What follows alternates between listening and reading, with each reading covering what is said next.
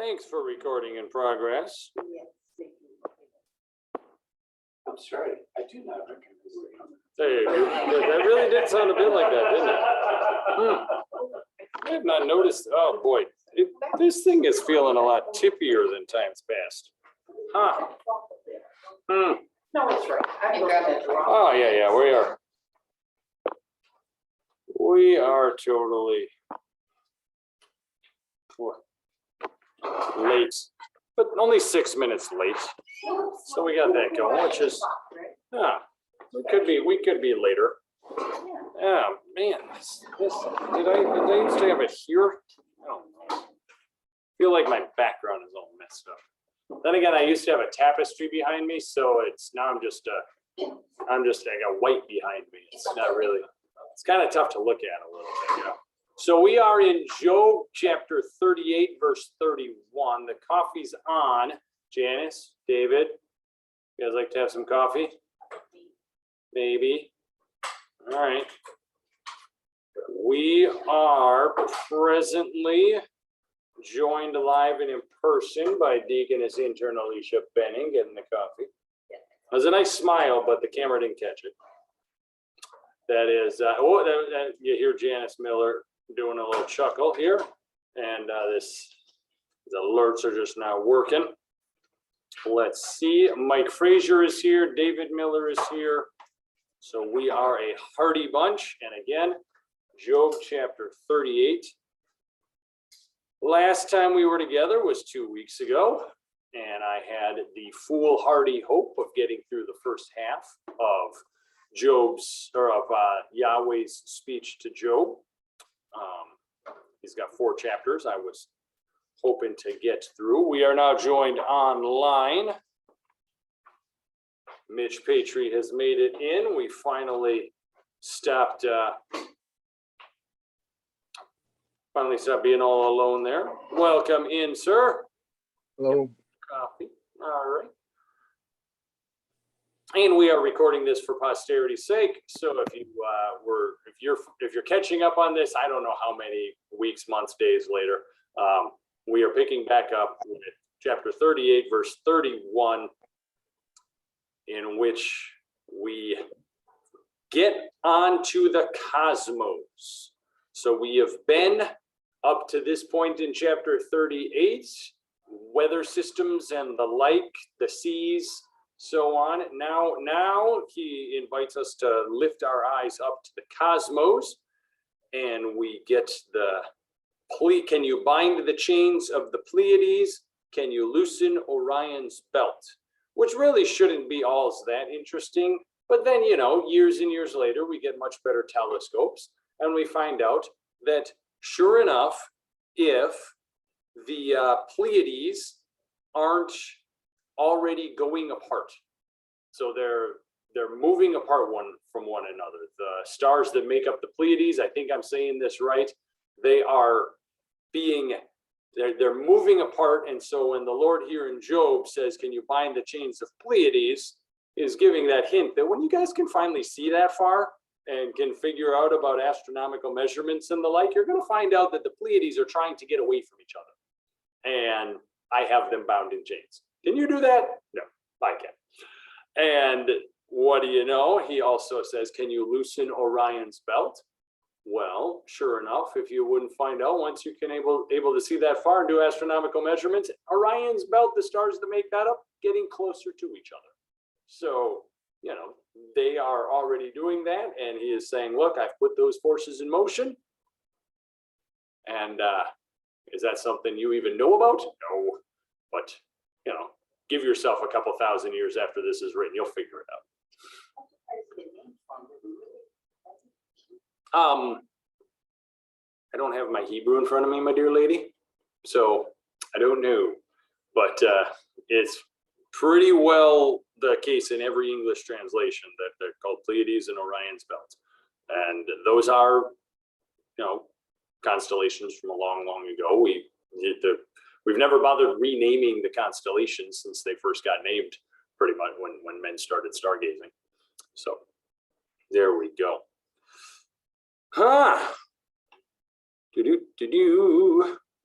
Thank you, Hubble. So my note was, we've discovered enough about astrophysics that we realize, just in this about the whole section of the cosmos and astrophysics, he just introduces these concepts to us here in verses 31 through 33. And it's, as I was trying to communicate just now, awesome how it turns out that what Job said matches up with what later astronomers were able to discover. But what we have discovered about astronomy and astrophysics is that we really know very little.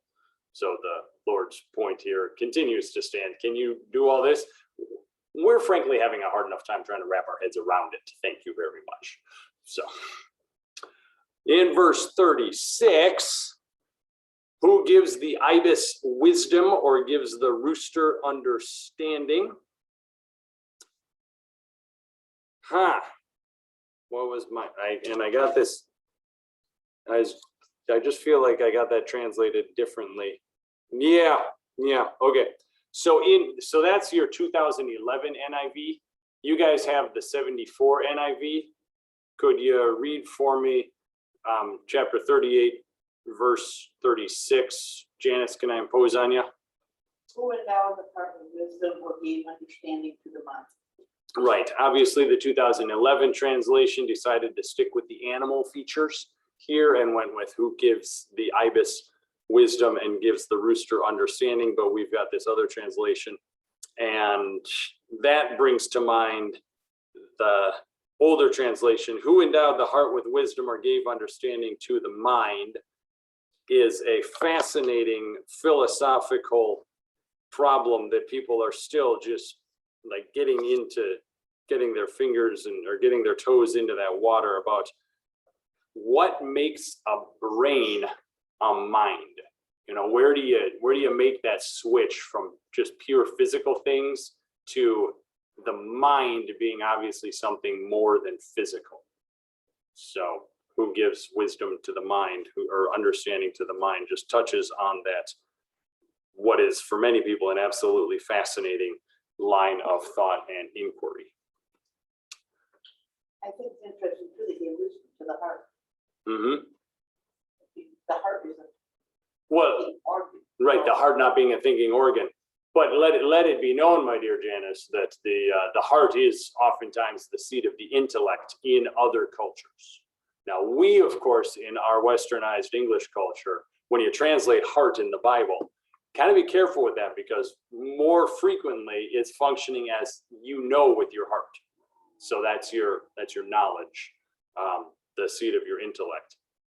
But you say that to an English thinker, and we're like, no, that's what I feel with. That's my emotional center. Like, okay, so then maybe you gotta watch out when you translate into English about, okay, for the Hebrew, that's very much the intellectual center. But, it's also literally the thing that beats the blood around your body. So if it's referring to that, you should translate it heart.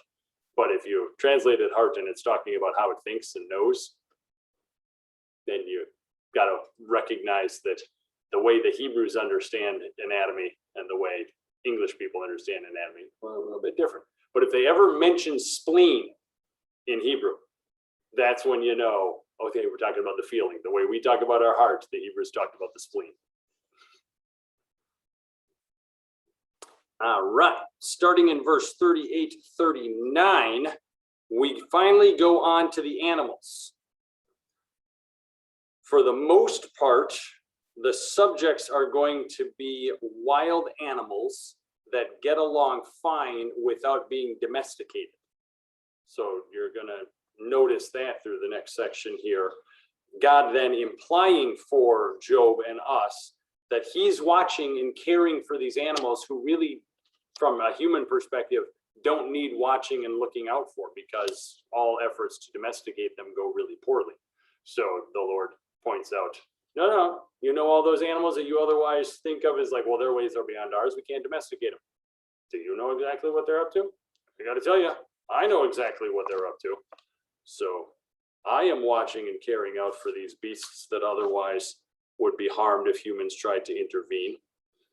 And I will point out for you, this is near and dear to my heart because this is my dad's business. Now my sister's business is trying to understand and keep track of wildlife, the management of. So that's always been something important in our household, wildlife management. And hence when here in the verses of Job 38 and 39, when the Lord is talking all about how wildlife gets along, it's, yeah, that's right. It is a wonderful thing about those. All right. Please put your attention on chapter 39, verse 4, where the 2011 NIV says, their young thrive and grow strong in the wilds, and they leave and do not return. The usual pattern for wildlife is independence from a family at an early age, right? Whereas a domesticated animal, it's not so much that. They continue to rely on their human caregivers, or the humans keep them with their mothers. I suppose being in Dairyland, we have it pretty well understood. You can separate them from mom right away because you have use for mom's milk. But it doesn't mean you leave the animal on its own. Whereas in the wild, they eventually get left on their own. Certainly that is not the case with humanity. Humanity, their young thrive and grow strong in the family. And there is not a sense of leaving and not returning, but rather that continued care for one another throughout the entire length of life, that responsibility we have. And I'm reminded of Jesus scolding some who would try to set that responsibility aside when he said, you say that if you give a gift to the worship in the temple, then you don't have to financially take care of mom and dad. I tell you, you're setting aside the command of the Lord, honor your father and mother, for this human tradition. Stop it. Sorry, I'm going on a little bit of a tangent here, but the wild animals, much different from the human family and domesticated animals that humans get to take care of. Oh, nope, it's going to happen again. It's my delightful son, Julius. Peter. He, of course, brought his new soccer ball. Augie. Augie gives me a hug. You guys can't see that. He's so short. Oh, welcome into Bible study, my wife. Gonna nab you up. We're just flying here. We are all the way into Job 39. We started at the end of Job 38. I have this wonderful desire to get all the way through 40 and 41. See how that works. Well, I got good stuff I want to talk about. It's going to be great. Okay, gotcha. In chapter 39, if you would please eyeball verses 5 through 8. When he says, who let the wild donkey go free? Who untied its ropes? I gave it the wasteland as its home, the salt flats as its habitat, and it laughs at the commotion in town. It doesn't hear a driver shout. It ranges the hills for its pasture, searching out any green thing. Of course, he is giving us the opportunity to contrast a wild donkey with a domesticated donkey. They live quite different lives. Verses 9 through 12, you're going to get the contrast between a wild ox and a domesticated ox. Quite different lives. And also, anyone who has tried to tame a wild ox gets a little bit frightening in there. As the Lord here points out, would you rely on it for its great strength and leave the heavy work to it in verse 11 and in verse 12? Can you trust it to haul your grain and bring it to your threshing floor? And these undomesticated animals, of which people know but do not have dominion and a good, the kind of knowledge that a farmer has with his animals, and yet the Lord knows these things. Verses 13 and following, when we get the ostrich being spoken about. It's a strange bird, and it does strange things. and yet survives very well, doesn't it? It's laying its eggs on the ground, letting them warm in the sand, where a foot might be able to crush them, or some wild animal might trample them. And then you get verse 17, where the ostrich's tiny little brain gets pointed out, which, if I recall correctly from my biology classes, I think the ostrich is notorious for having a tiny little brain, right? So, hey, sure enough, catch an ostrich, you figure that out. God did not endow it with wisdom or give it a share of good sense, but when that ostrich spreads her feathers to run, she laughs at horse and rider. No one's keeping up. It's just going right past. But then he goes right on to horses and turns to the horse, which is domesticated and yet still remains a wonder concerning its usefulness and what it is willing to put up with, especially a war horse, as the Lord goes at length in his description of how fearful and powerful and mighty is a war horse. That's, yeah. Is that what you have done? You have given it all that? No.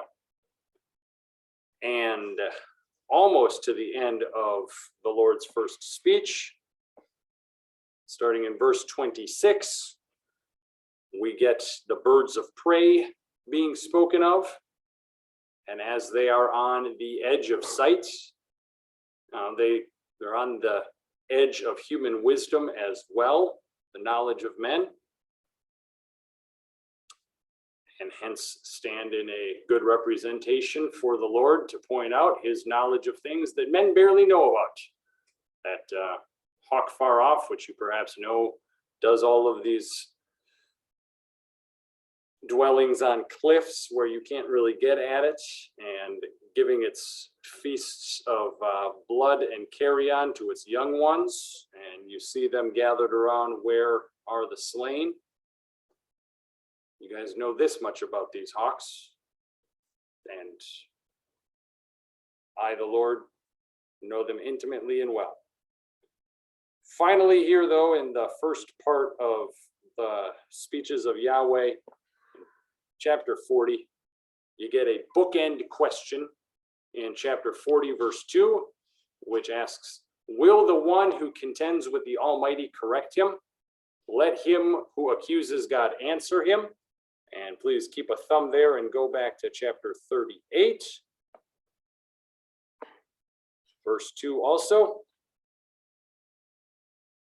Who is this that obscures my plans with words without knowledge?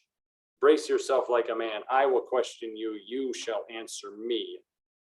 As the Lord speaks at the beginning, likewise he speaks at the end of this first speech to say, you really ought to know who it is you are talking to. Are you going to correct me? Go ahead, give answer. So which Job answers then in chapter 40, verses 4 and 5. He says, I am unworthy. How can I reply? I put my hand over my mouth. I spoke once, I have no answer. Twice, I will say no more. We get here a little section, fair to understand as a just pause, standing in a literary device, just to give a pause between the Lord's first speech and the second speech. And since it matches up so well with what Job is going to say after that second speech is concluded, you get I'm going to call it this and explain it, the usual Hebrew pattern of intensifying. That's how things usually go for Hebrew thought. Is you have one thought and then you express another thought that builds off that first thought. And it might build off that first thought in any number of directions, but as you see this whole thing playing out with Yahweh speaking, and then Job speaks, and then Yahweh speaks again, and then Job speaks again, it's neat to see how Yahweh's first speech is followed by some pretty fearful stuff in his second speech. Job's first response, brief to the point. His second response, a little bit larger and a little bit more intense in his abasement of himself, of being, I humble myself before you. I should not have said anything. I will say no more. All right. Which brings us to Yahweh's second speech. Chapters 40 and 41. And like the first speech, Yahweh's second speech can be divided into two parts.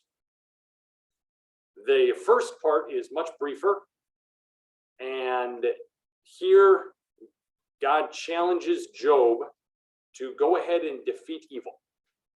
So it's a nice brief introduction. If you're so powerful, then how about you just go ahead and do all the justice and defeat all the evil? You go ahead and do that.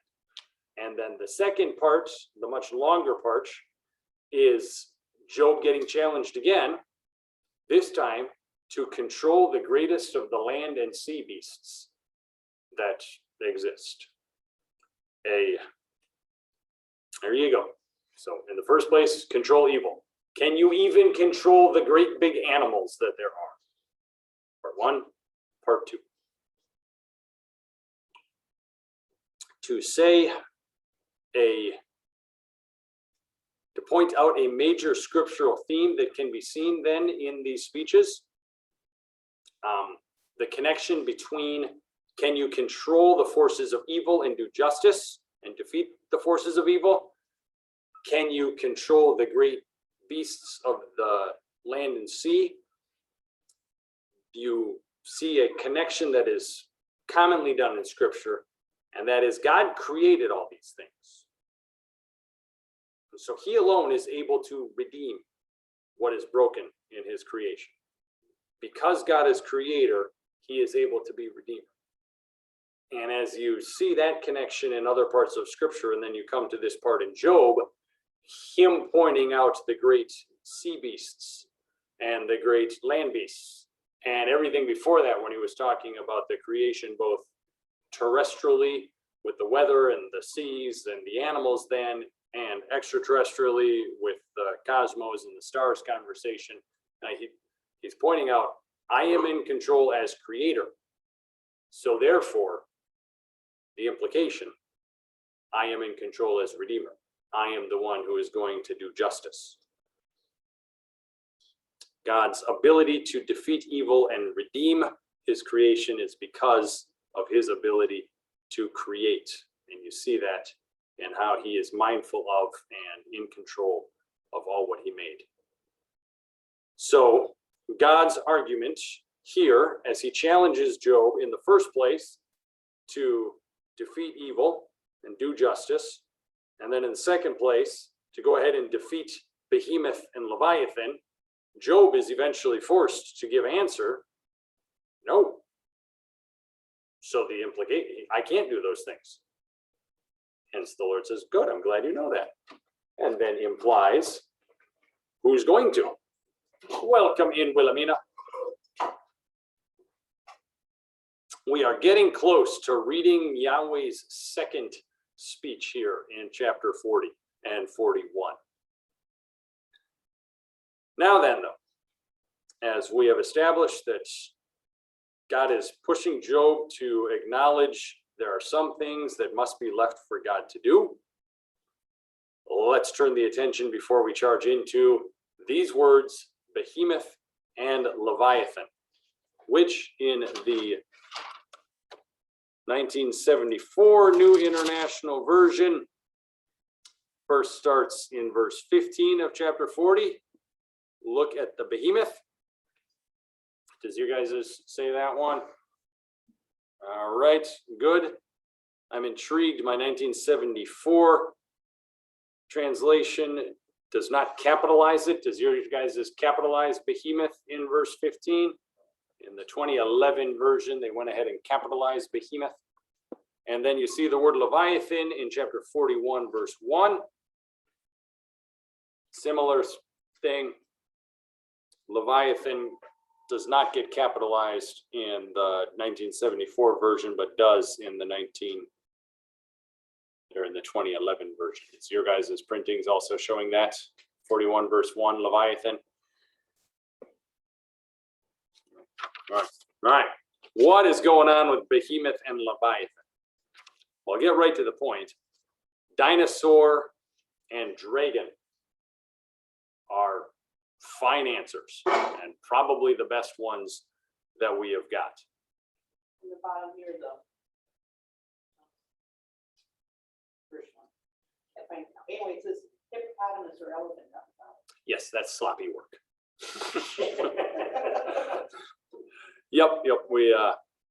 We have attempted to do that just because we are more familiar with those animals, and we get to see them more frequently. You know, they didn't go extinct. Yep.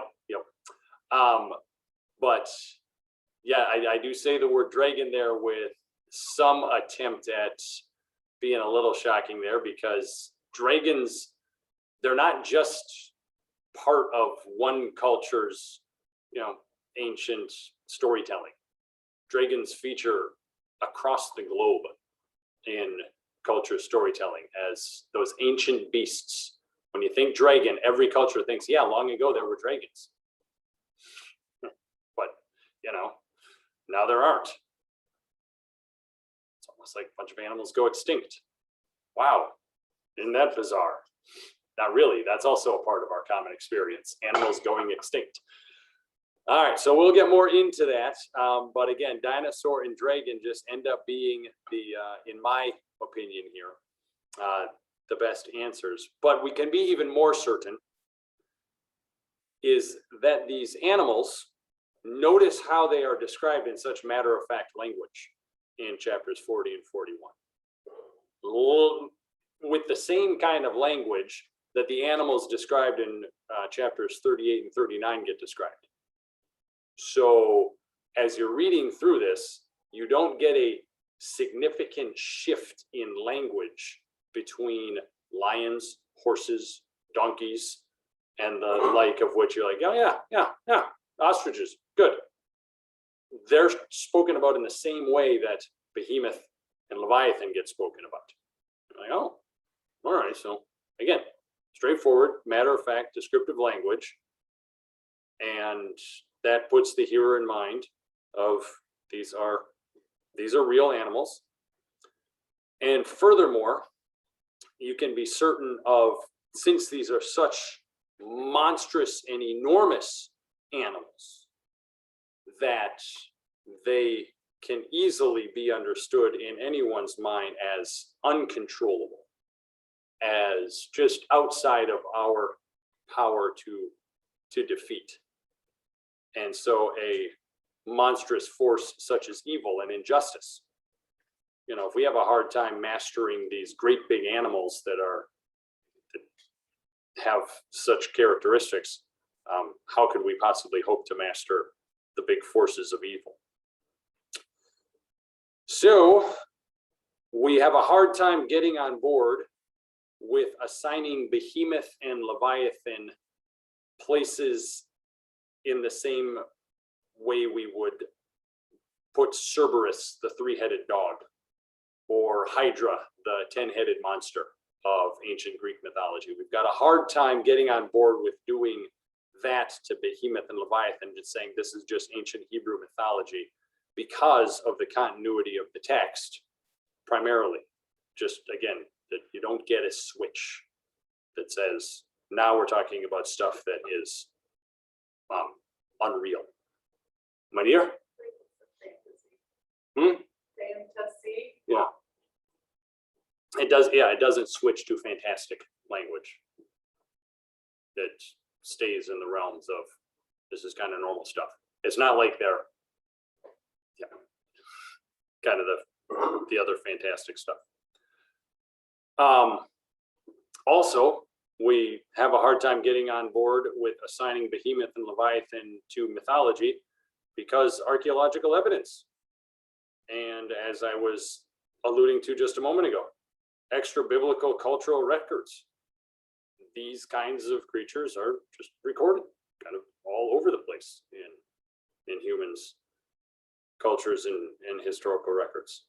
But it does bear some good acknowledging that the word Leviathan does get used in other not the Bible writings to connect it to mythology. So as much as I can get on board with saying Leviathan here in Job is definitely mythology, I do have to acknowledge that Leviathan gets used as by other extra biblical writings as mythology.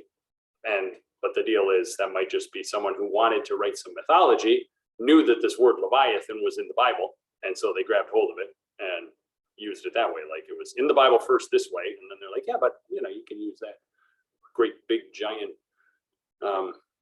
beast and make it, and then put it into a mythology that is being made.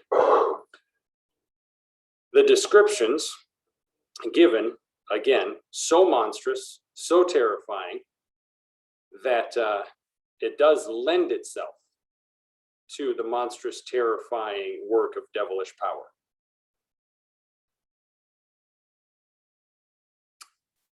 Let me then spend just a moment here with the word behemoth. Behemoth also happens to be the word for cattle. So when a herd of cattle is being referred to, the word behemoth shows up. But because OTH is the Hebrew plural ending for a feminine noun. So anything oath, that's a group of female nouns.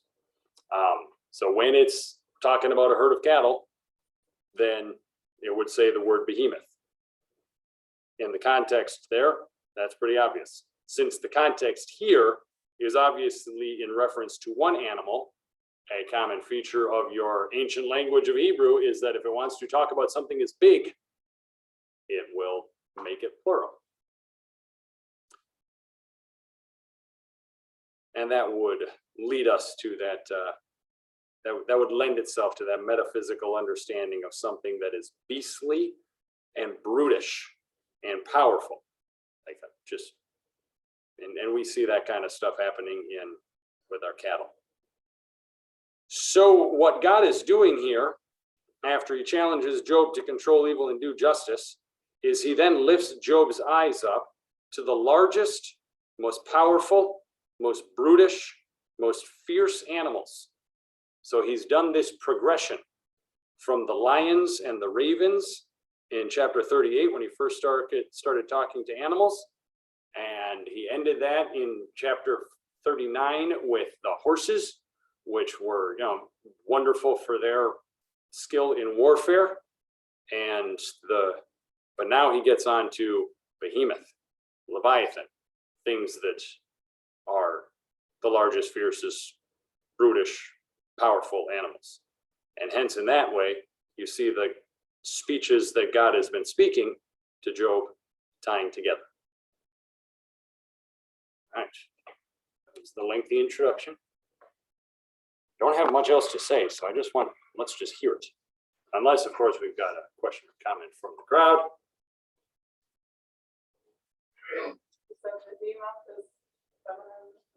Feminine noun, yep. And when it's in reference to a group of animals, you're talking about a group of cattle, a herd of cattle. That could include both male and female? Oh, of course, yeah. Okay, because all of the pronouns following are male, masculine. Yeah. That's Because it's talking about one creature. Very obvious from the context, we're not talking about a herd of creatures, we're talking about one creature. Yeah. And everything after that, it's. So then in that sense, you're probably doing the Hebrew pronoun him just because it's just one animal.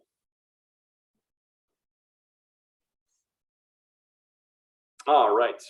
And that was always fun to try to remember because the Hebrew pronoun for him or he, when it shows up, is pronounced who. So that was a nice little mnemonic device. Who is he? That is how you remember that when you're doing your, sorry guys, welcome to Hebrew lessons, back into Job. The Lord spoke to Job out of the storm. Brace yourself like a man. I will question you. You shall answer me. Would you discredit my justice? Would you condemn me to justify yourself? Do you have an arm like God's? Can your voice thunder like his? Then adorn yourself with glory and splendor. Clothe yourself in honor and majesty. Unleash the fury of your wrath. Look at all who are proud. Bring them low. Look at all who are proud. and humble them. Crush the wicked where they stand. Bury them all together in the dust. Shroud their faces in the grave. And then I myself will admit to you that your own right hand can save you. Look at Behemoth, which I made along with you, and which feeds on grass like an ox. What strength it has in its loin, what power in the muscles of its belly. Its tail sways like a cedar. The sinews of its thighs are close knit. Its bones are tubes of bronze, its limbs like rods of iron. It ranks first among the works of God, yet its maker can approach it with his sword. The hills bring it their produce, and all the wild animals play nearby. Under the lotus plant it lies, hidden among the reeds in the marsh. The lotuses conceal it in their shadows. The poplars by the stream surround it. A raging river does not alarm it. It is secure, though the Jordan should surge against its mouth. Can anyone capture it by the eyes, or trap it and pierce its nose? Can you pull in Leviathan with a fishhook, or tie down its tongue with a rope? Can you put a cord through its nose or pierce its jaw with a hook? Will it keep begging you for mercy? Will it speak to you with gentle words? Will it make an agreement with you for you to take it as your slave for life? Can you make a pet of it like a bird, or put it on a leash for the young women in your house? Will traders barter for it? Will they divide it up among the merchants? Can you fill its hide with harpoons or its head with fishing spears? If you lay a hand on it, you will remember the struggle and never do it again. Any hope of subduing it is false. The mere sight of it is overpowering. No one is fierce enough to rouse it. Who then is able to stand against me? Who has a claim against me that I must pay? Everything under heaven belongs to me. I will not fail to speak of Leviathan's limbs, its strength, and its graceful form. Who can strip off its outer coat? Who can penetrate its double coat of armor? Who dares open the doors of its mouth, ringed about with fearsome teeth? Its back has rows of shields, tightly sealed together. Each is so close to the next that no air can pass between. They are joined fast to one another. They cling together and cannot be parted. Its snorting throws out flashes of light. Its eyes are like the rays of dawn. Flames stream from its mouth. Sparks of fire shoot out. Smoke pours from its nostrils as from a boiling pot over burning reeds. Its breath sets coals ablaze, and flames dart from its mouth. Strength resides in its neck. Dismay goes before it. The folds of its flesh are tightly joined. They are firm and immovable. Its chest is hard as rock, hard as a lower millstone. When it rises up, the mighty are terrified. They retreat before its thrashing. The sword that reaches it has no effect, nor does the spear or the dart of the javelin. Iron it treats like straw, bronze like rotten wood. Arrows do not make it flee. Sling stones are like chaff to it. A club seems to it but a piece of straw. It laughs at the rattling of the lance. Its undersides are jagged potsherds, leaving a trail in the mud like a threshing sledge. It makes the depths churn like a boiling cauldron, stirs up the sea like a pot of ointment. It leaves a glistening wake behind it. One would think the deep has white hair. Nothing on earth is its equal, a creature without fear. It looks down on all that are haughty. It is king over all that are proud.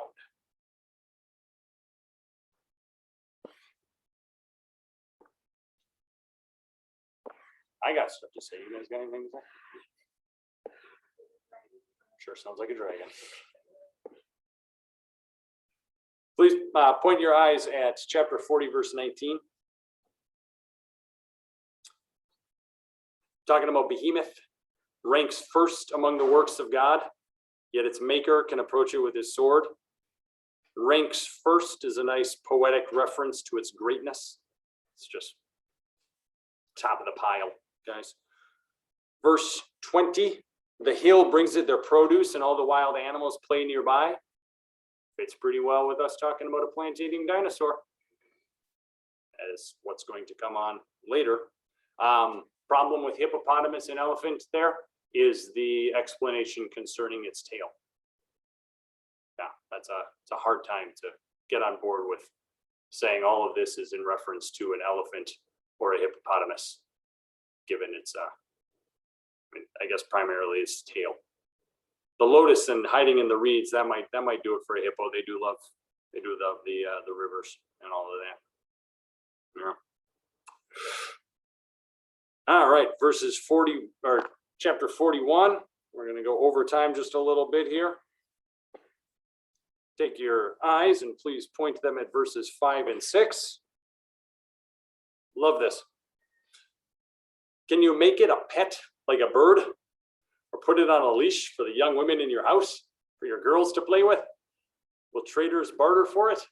Will they divide it up among the merchants? You know, some things you just don't have as pets. Some things you just don't bring into the market. Puff the magic dragon. See, they gave him way more compassion than gets described here. Absolutely. He did it, didn't he? At one point, like, go, oh, ow, that hurts, or something. I remember him having. He was like a lion with a thorn in the paw or something. Yes, he absolutely did stand for Puff, the magic dragon. Yes, puffing and magic were supposed to be a big part of that. All right, verses 10 and 11. No one is fierce enough to rouse it. And then here we go. Who then is able to stand against me? Who has a claim against me that I must pay? Everything under heaven belongs to me. Brief little interlude there, as the Lord has been talking about Leviathan, and then he's got Job's attention on Leviathan. Okay, now back to me for a second. Okay, now back to Leviathan. And off he goes. Verses 15 through 17, legendary dragon scales. Rows of shields tightly sealed together, so close to the next, no air passing between. Join one to the other. All right, verses 19 through 21. Yep, fire breathing. But you're like, okay, now we're talking about something mythological. You're telling me you've never seen a bombardier beetle? You're telling me you've never seen animals that have chemical abilities, the likes of which we don't see elsewhere? Come on, you see this in nature. It happens. Some animals have chemicals that produce light and fire. It's what they do. Are we so shocked by it? So, I have said this about dinosaurs on numerous occasions. They're terrifying, their remains. So you have a few of those on the ark, right? You get off the ark, and they go their separate way, and they go and they, populate. But then we spread out, and there they are. Like, oh my gosh, you guys are the worst. So as much as the Lord here points out how terrifying these things are, I suppose that's a one-on-one, we're no chance. Put us in a group, give us firearms and projectiles, give us the ability to siege and starve something out. Humans are pretty dangerous. All right. Verse 25 sounds like experience talking. As he's letting it be known. If you were to try to go into a fight with it, you'd think twice about doing that again. And then verse 34, where it ends up. This Leviathan looks down on all that are haughty and will lift themselves up. It is king over all that are proud. Yet, remember the interlude in verses 10 and 11. Since no one is fierce enough to rouse this one, how would you possibly think you could stand up against me? And who has a claim against me that I must pay? Everything under heaven, this Leviathan, belongs to me. Those are the things that I wanted to say about chapters 40 and 41. And next time, we will get to the end of, we'll do 42. So